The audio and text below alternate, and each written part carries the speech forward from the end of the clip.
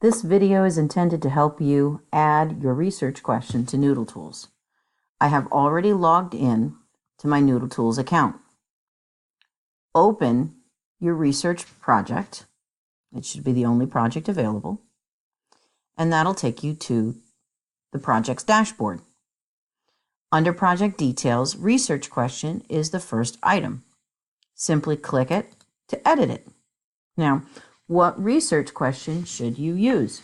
We did spend a little bit of time working on your research questions.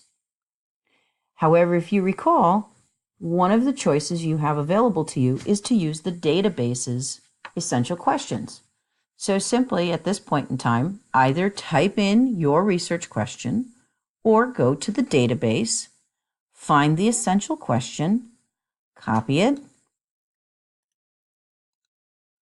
and then paste it into the research question box. Now, my right click does not work here, so I have to use the shortcut Control-V in order to paste.